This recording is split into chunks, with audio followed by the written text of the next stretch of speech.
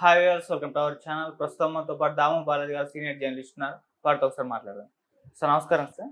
Sir నిన్న మహా news channel పైన బీఆర్ఎస్ శ్రేణులు దాడులు చేయడం మనం చూసాం.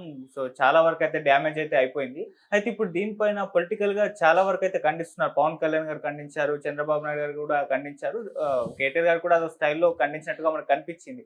అయితే ఇప్పుడు దీనిపైన కొంత భిన్నాభిప్రాయాలు వ్యక్తం అవుతున్నాయి. అంటే ఒక్క మహా న్యూస్ పైన కాదు, గతంలో కొన్ని ఛానల్స్ పైన కూడా దాడులు అయినప్పుడు మరి మీరు ఎందుకు అప్పుడు ఖండించలేదు, సాక్షి పైన దాడులు కూడా జరిగాయి కదా, మరి అప్పుడు ఎందుకు ఖండించలేదని కొన్ని విమర్శలు కూడా చేస్తున్నారు. ఓవరాల్ గా అంటే మీడియా సంస్థల పైన దాడులు అన్నదాన్ని ఏ విధంగా చూడొచ్చు అంటారు?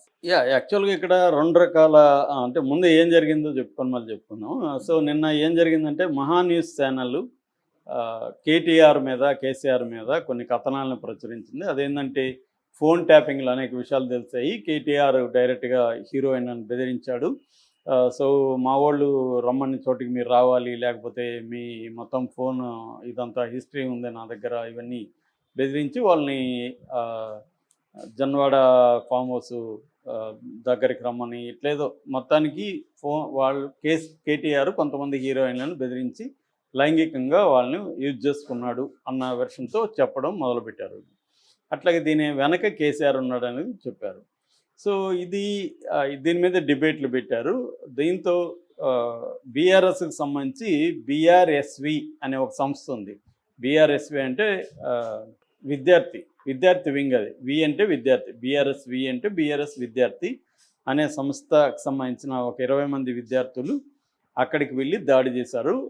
వీళ్ళు వెళ్ళడమే రాడ్స్, నైవ్స్, స్టోన్స్ తీసుకెళ్ళి అక్కడ ఫ్రంట్ ఆఫీస్ మీద, తర్వాత బయట కార్లని బీభత్సంగా విధ్వంసం చేశారు. అవన్నీ కూడా రికార్డు కూడా అయినాయి. వాళ్ళు వీడియోలతో తీశారు, ప్లస్ సీసీ కెమెరాలు కూడా ఉన్నాయి.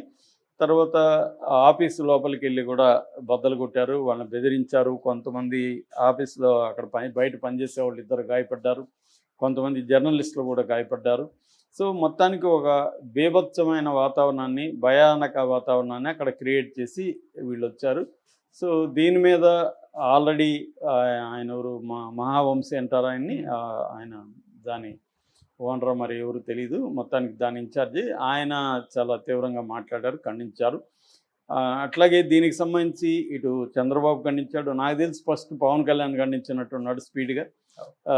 జనసేన తరపున ప్రకటన నేను ఫస్ట్ అయితే ఆయనదే చూశాను. దాని తర్వాత పవన్ కళ్యాణ్, చంద్రబాబు, లోకేష్, తర్వాత ఇక్కడ రేవంత్ రెడ్డి, బట్టి విక్రమార్క అయితే డైరెక్ట్గా ఛానల్కే వెళ్ళిపోయాడు. చాలామంది కాంగ్రెస్ పొలిటీషియన్స్కి వెళ్ళారు. తర్వాత బీజేపీ నుంచి కూడా బండి సంజయ్ లాంటి వాళ్ళు దీన్ని ఖండించారు. ఇది జరిగింది. అయితే ఇక్కడ టైమింగ్ కూడా ఇంపార్టెంట్. ఎప్పటి నుంచో ఇదే వార్త వస్తుంది. కేటీఆర్ది ఇప్పుడు కొత్తగా ఏం రాలేదు. డే 1 నుంచి కూడా కేటీఆర్ ఈ ఫోన్ ట్రాపింగ్, అమ్మాయిలది ఫోన్ ట్యాప్ చేసి వాళ్ళ పర్సనల్ విషయాలంతా కనుక్కొని వాళ్ళని బ్లాక్మెయిల్ చేసి లొంగ తీసుకున్నాడని కథనం డే 1 నుంచే వస్తూ ఉంది, ఇప్పుడు కాదు. ఫోన్ ట్యాపింగ్ విషయం బయటకు వచ్చినప్పటి నుంచి కూడా ఈ కథనం బయటకు వస్తుంది. దాని తర్వాత కొండా సురేఖ లాంటి వాళ్ళు ఓపెన్గానే కేటీఆర్ నాగార్జునని బెదిరించి వాళ్ళ కోడలు సమంతాన్ని తన దగ్గరికి పంపమన్నాడు. ఇలాంటి మాటలంతా కూడా ఆమె మాట్లాడింది. దాని మీద వీళ్ళు కేసులు వేశారు. ఇప్పుడు ఎందుకు పొయ్యి కొట్టారు అన్న చర్చ ఒకటి వస్తుంది. దీనికి బండి సంజయ్ లాంటి వాళ్ళు చెప్పేది ఏంటంటే, ఈ నిన్న స్వేచ్ఛ అనే అమ్మాయి ఆత్మహత్య చేసుకుంది, దానికి సంబంధించి పూర్ణచంద్ర అనే అబ్బాయి ఇన్వాల్వ్ అయినట్టుగా తెలుస్తుంది. పూర్ణచంద్ర ఏమో బీఆర్ఎస్ అతను కాబట్టి తమ మీదకి రాకుండా దాన్ని డైవర్ట్ చేయడానికి ఈ పని చేశారు వీళ్ళు వెళ్ళి. దాన్ని చేయడం వల్ల ఇష్యూ అంతా ఇటు డైవర్ట్ అవుతుంది అనేది వీళ్ళ ప్లాను అనేది ఆయన చెప్పాడు. వీళ్ళు మాత్రం లేదు, మా మీడియా మీద అతను అక్కసు పెట్టుకొని రౌడీలను పంపించి మమ్మల్ని లొంగ తీసుకోవడానికి చేస్తున్నారు అనేది వీళ్ళు చెప్తున్నారు. సో ఇది బేసిక్గా జరిగింది. అంటే ఈ మధ్య ఏమైందంటే తెలంగాణలో ఒకప్పుడు ఈ స్థాయిలో ఉండేది కాదు. కేటీఆర్ పదే బిగినింగ్లో అనింది ఏంటంటే, మా ప్రభుత్వం పట్ల అనవసరంగా అబద్ధాలు క్రియేట్ చేశారు, యూట్యూబ్ ఛానల్ అవన్నీ పెట్టి. మేము కానీ వేరే దగ్గర బడ్జెట్ పెట్టే బదులు ఒక 100 యూట్యూబ్ ఛానళ్ళు పెట్టుకొని ఉంటే మేమే గెలిచేవాళ్ళం అని కూడా కేటీఆర్ అన్నారు.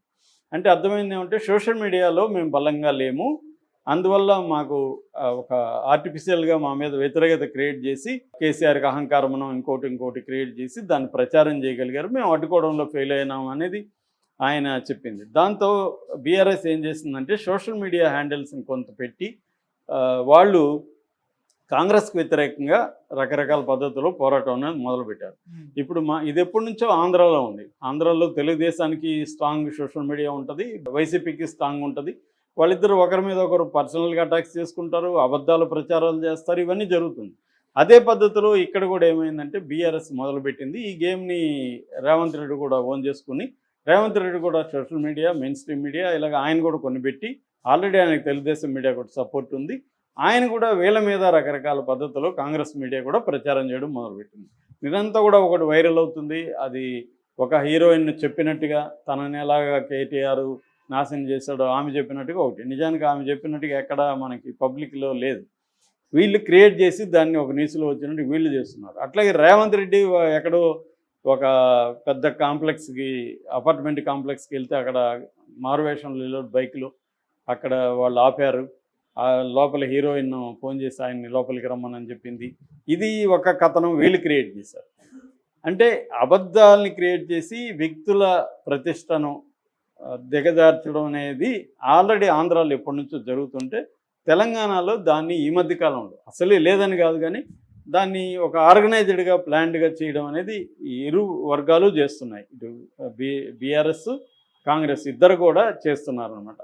ఈ నేపథ్యంలో ఏమైందంటే ఈ ఫోన్ ట్యాపింగ్ని ఉపయోగించుకుని రేవంత్ రెడ్డి ప్రభుత్వం వీళ్ళని బదనాం చేయాలి. నిజానికి ఫోన్ ట్యాపింగ్లో ఇవన్నీ తెలుసుంటే వీళ్ళు బయట పెట్టకూడదు కదా. వాళ్ళు గవర్నమెంట్ బయట పెట్టకపోతే అసలు ఈ విషయాలు బయటకు ఎట్లా వచ్చాయి? వీళ్ళు చేయాల్సింది ఏంటి? కోర్టులో సాక్ష్యాలు పెట్టి శిక్ష వేయాలి. అది చేయట్లేదు. ఈ మధ్య ఏం జరుగుతుందంటే కోర్టు కేసులు అనేది ఊరికే ఎందుకు పెడుతున్నారంటే ఆ కేసుల్లో ఏం తేలాయని చెప్పి పొలిటికల్గా వీళ్ళని బదనాం చేయడానికి తప్ప నిజానికి కోర్టులో శిక్షలు వేయించాలనే ఉద్దేశం వాళ్ళకి లేదు. అది కాదు అసలు ఉద్దేశం. లీగల్గా లాని కోర్టుల్ని వీళ్ళు ఎట్లా ఉపయోగించుకుంటున్నారంటే పొలిటికల్ గెయిన్స్ కోసం కేసులు పెట్టడం, ప్రజల్లో వీళ్ళు నేరం చేసినట్టుగా క్రియేట్ చేయడం అనేది ఇక్కడైనా అక్కడైనా జరుగుతున్నది. అది ఎప్పటి నుంచో జరుగుతుంది. బీజేపీ ఆర్గనైజ్డ్గా చేస్తుంది. ఏ పార్టీలు వాళ్ళకున్న మీడియా మీద పట్టు, ఆర్గనైజేషన్ క్యాపబిలిటీసు దీన్ని బేస్ చేసుకొని అన్ని పార్టీలు కూడా ఇవాళ అదే పని చేస్తున్నాయి. సో దాంతో వీళ్ళు వైలెన్స్ జోలికి వెళ్ళినట్టుగా తెలుస్తుంది. దీన్ని కేటీఆర్ ఖండించలేదు కానీ మా వాళ్ళు ఎమోషనల్గా రియాక్ట్ అయ్యారు. ఇది ఇట్లా దుర్మార్గమైన ప్రాపగండా అని ఒక రకంగా సపోర్ట్ చేశారు, ఖండించలేదు. సో రేవంత్ రెడ్డి ప్రభుత్వం మాత్రం సీరియస్గా వీళ్ళని అరెస్ట్ చేస్తాం అది ఇది అంటుంది. అది ఏం జరుగుతుందో తెలియదు. ఎందుకంటే అల్లు అర్జున్ మీద దాడి జరిగినప్పుడు ఎవరినైనా అరెస్ట్ చేశారా వీళ్ళు? అప్పుడు కూడా ఇలాగే పోయి దాడి చేశారు కదా అల్లు అర్జున్ మీద. మరి అప్పుడు ప్రభుత్వం పంపించింది కదా, ఒకసారి నీవు నేర్పిన విద్య నేరజాక్షి అని ఉన్నట్టుగా. సో వాళ్ళు చేసేది రైట్ అయినప్పుడు ఇది కూడా రైటే కదా. రేవంత్ రెడ్డి మరి ప్రభుత్వం కావచ్చు, కాంగ్రెస్ కావచ్చు, కొంతమంది వాళ్ళని పంపించలేదా? అట్లాగే అల్లు అర్జున్ తప్పు చేశాడో లేదో కోర్టులో ప్రూవ్ చేయకుండా బయట అతన్ని దోషిగా నిలబెట్టడానికి కాంగ్రెస్ ప్రభుత్వం కావచ్చు, కాంగ్రెస్కి సంబంధించిన వాళ్ళు ట్రై చేయలేదా? అదేవిధంగా ఇప్పుడు వీళ్ళు కూడా ట్రై చేస్తున్నారు. కాబట్టి ఇక్కడ తేడా లేదు, ఎవరి ఇది వాళ్ళది. ఇక మీడియా స్వేచ్ఛ అనేది ఒక కామెడీ పదం అయిపోయింది. మీడియా వేరు, సాధారణ జర్నలిస్టులు వేరు, మీడియా యజమానులు వేరు. ఇవాళ మీడియా యజమానులందరూ కూడా ఏదో ఒక పొలిటికల్ పార్టీతో డైరెక్టో ఇండైరెక్ట్గా సంబంధాలు ఉన్నవాళ్లే. ఇండిపెండెంట్ మీడియా అనేది వెరీ వెరీ వేళ్ల మీద లెక్క పెట్టచ్చు. ఒక్కోసారి ఇండిపెండెంట్ మీడియా లాగా కనబడే వెనక కూడా వేరే శక్తులు ఉండొచ్చు. కాబట్టి ఇవాళ ఇండిపెండెంట్ మీడియా బతకడం కూడా చాలా కష్టం. వాళ్ళని నానా హింసలు పెట్టి, బాధలు పెట్టి, వాళ్ళ మీద రకరకాల కేసులు పెట్టి వాళ్ళని కిల్ చేసేస్తారు. ఏదో ఒక సైడ్ లేకపోతే ఇవాళ బతికేది కష్టం.